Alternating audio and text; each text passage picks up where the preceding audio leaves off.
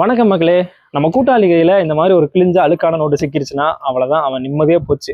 இதை மாற்றுற வரைக்கும் இதை மாற்றுறதுக்காக இதில் அப்படியே கிழிஞ்சது தெரியாமல் அப்படியே நேக்காக கொடுக்குறது, மடிச்சு வச்சு, இல்லை இதில் செல்லட்டை போட்டு மறைச்சு அப்படியே நைஸாக கொடுக்குறது.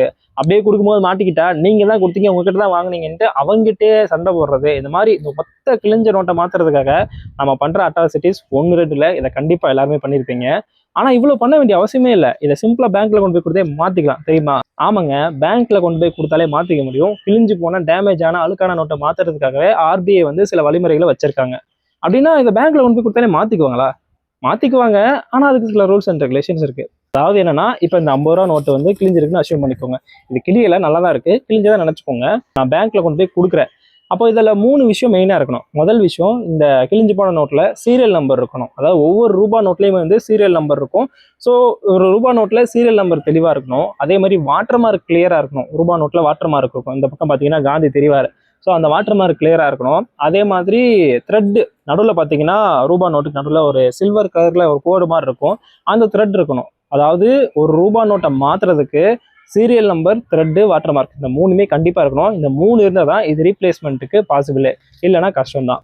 அதே மாதிரி இப்போ நான் இந்த 50 ரூபா கிழிஞ்சு போயிருக்கு, அப்படியே கொடுத்தேன்னா எனக்கு 50 ரூபா கொடுத்துருவாங்களான்னு கேட்டால் கிடையாது. 50 ரூபா கொடுப்பாங்க. ஆனால் அதுக்கும் சில ரூல்ஸ் இருக்குது. இப்போ இந்த ரூபா நோட்டு 2ஆக கிழிஞ்சிருக்கு வச்சுக்கோங்களேன். நடுவில் 2ஆக கிழிஞ்சிருச்சு, 2 துண்டாக போயிடுச்சுன்னா இதை நான் கொண்டு போய் கொடுக்குறேன்னா பிரச்சனையே இல்லை, எனக்கு முழுசாக 50 ரூபா கொடுத்துருவாங்க.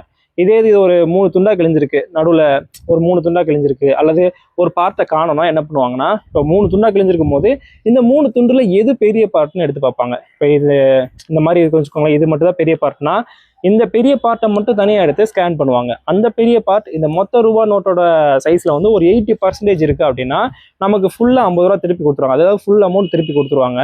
இதே இது ஒரு 80 to 40 இருக்குன்னா நமக்கு பாதி அமௌண்ட் கொடுப்பாங்க. அதாவது இப்போ இது பாதியை கிழிஞ்சிருக்கு வச்சுக்கோங்களேன்.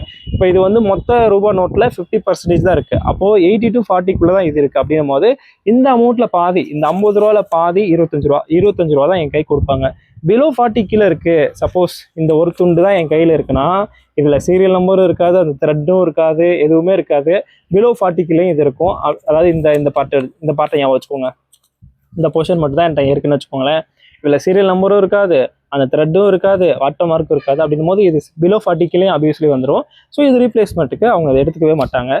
ஸோ இதுதான் ஒரு அமௌண்ட்டை ரீப்ளேஸ் பண்ணுறதுக்கான வழிமுறைகள். இதை எங்கெல்லாம் மாற்றிக்கலாம் அப்படின்னா, ஆர்பிஐ இதை பற்றி என்ன சொல்கிறாங்கன்னா, எல்லா கமர்ஷியலைஸ்டு பேங்க்லேயுமே நீங்கள் இந்த ரூபா நோட்டை, கிழிஞ்சு போன ரூபா நோட்டை கொடுத்து மாற்றிக்க முடியும். எல்லா பேங்க்குக்குமே ஆர்பிஐ இந்த ரூபா நோட் எக்ஸ்சேஞ்சில் ரைட்ஸ் கொடுத்துருக்காங்க, அதிகாரம் அவங்க கொடுத்துருக்காங்க. ஸோ நீங்கள் பக்கத்தில் இருக்க பேங்க் கொண்டு போய் கொடுத்து நீங்கள் அமௌண்ட்டை மாற்றிக்கலாம். ஆனால் ஒரு விஷயம் என்னென்னா, இப்போ நீங்கள் கொண்டு போய் கொடுத்ததுமே அவங்க உடனே அமௌண்ட் கொடுத்துட மாட்டாங்க. ஏன்னா ஃபர்ஸ்ட் திங் நீங்கள் கொடுக்குற அமௌண்ட் ஒரிஜினலாக இல்லையா அப்படிங்கிறத அவங்க செக் பண்ணணும். ஏன்னா சந்தையில் கள்ள நோட்டு புழக்கம்லாம் இருக்குது. அப்படின்னும் போது கள்ள நோட்டை கொடுத்து ஏமாத்திடவும் கூடாது. அதனால என்ன பண்ணுவாங்கன்னா, ஃபர்ஸ்ட்டு கொடுத்த அந்த டேமேஜ் ஆனதை வாங்கி வச்சுட்டு உங்கள் டீட்டெயில்ஸ்லாம் வாங்கி வச்சுட்டு பேங்க் சைட்ல இருந்து அதை வெரிஃபை பண்ணுவாங்க. இன்னும் அவங்களுக்கு கேசஸ்ல டவுட் இருக்குன்னா அவங்க என்ன பண்ணுவாங்கன்னா, இதை வெரிஃபிகேஷனுக்கு ஆர்பிஐ வரைக்கும் அனுப்புவாங்க. ஸோ சில ரேர் கேசஸ்ல அந்த நோட்டை ஆர்பிஐ வெரிஃபை பண்ணுவாங்க. ஸோ இந்த வெரிஃபிகேஷன்லாம் முடிஞ்சதுக்கப்புறம் ஒரு 2-3 நாள் கழிச்சு தான் நம்மளுக்கு அமௌண்ட்டை திருப்பி கொடுப்பாங்க. சில பேங்க் என்ன பண்ணுவாங்க, கையில் கேஷாகவே கொடுப்பாங்க. சில பேங்க் நம்மளுடைய அக்கௌண்ட் நம்பரை வாங்கி அக்கௌண்ட் நம்பரில் கிரெடிட் பண்ணிடுவாங்க. பெரும்பாலும் இப்போ இருக்க பேங்க்ல அக்கௌண்ட்ல தான் கிரெடிட் பண்ணிட்டு இருக்காங்க. இன்னும் சில பேங்க் இந்த கிழிஞ்சு போன பழைய ரூபாய் நோட்டுகளை எக்ஸ்சேஞ்ச் பண்ணுறதுக்காகவே அப்பப்போ கேம்ப் போடுவாங்க.